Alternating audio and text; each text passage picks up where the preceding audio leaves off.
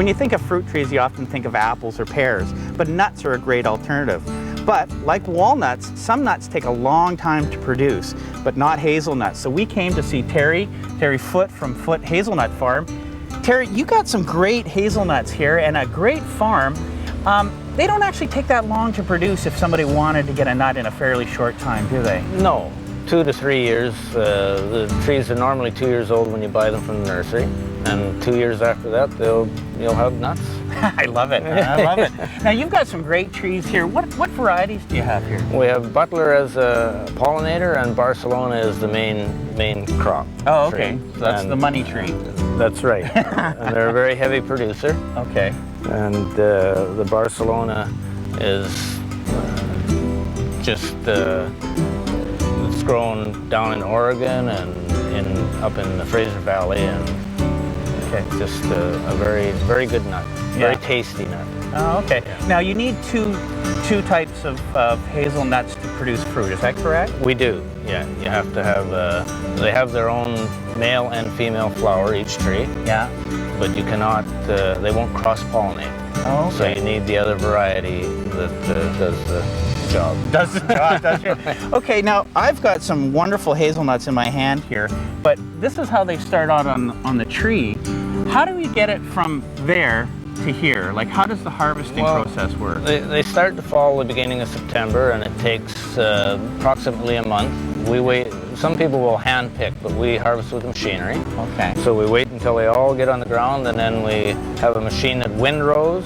Okay. Sweeps them into the middle, and then another machine comes along and picks them up and dumps them into a 4x4 tote. Oh, okay. And that tote is then dumped into the bin that you'll see over here after a bit.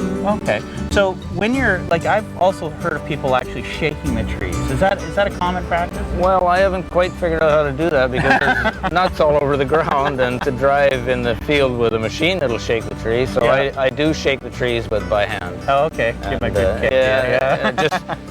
Just I try to wait for the good weather, and if it looks like it's going to rain, we go out and shake a few trees and try and get most of them on the ground. Perfect. Now, I was here earlier and you had your machinery working, and you've got a really neat machine that I guess takes them from what you've scooped them up in the field, and then I guess you wash them and sort them. How does that work? What's the process there? We have to run them through a cleaning line because when you harvest with machinery, it picks everything up. Rocks, sticks, and mostly nuts, we hope.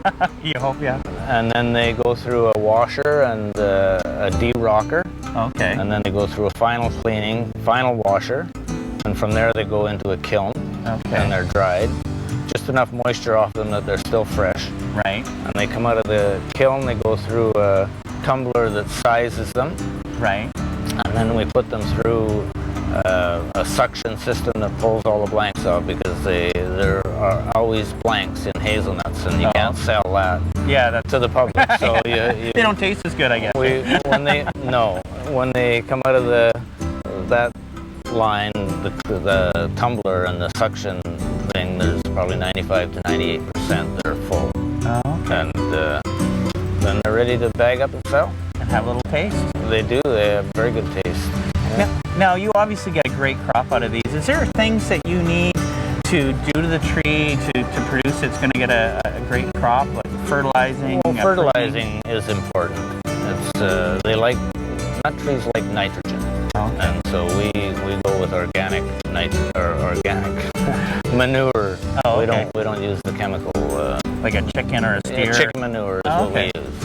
And it's worked very well for us. Okay. And the trees are just loving it. What about pruning? I mean, when I was growing up in Chilliwack, they had the orchards. I remember they had multi-stem hazelnuts, and you could barely walk through. But we've got a fair amount of space here, and they're all single stems. Is that just a style that you're using, or is there a reason for that? The hazelnut tree wants to grow as a bush, and I've trained them into a single stem because it's just much easier to manage the orchard with equipment, and so we prune the suckers about 2 or 3 times during the year. Oh, okay. And it keeps them back, you know. But you could cut the tree off. I mean, they're a very versatile tree at the ground, and they'll grow again because of all the suckers that want to come out. Oh, okay. Naturally.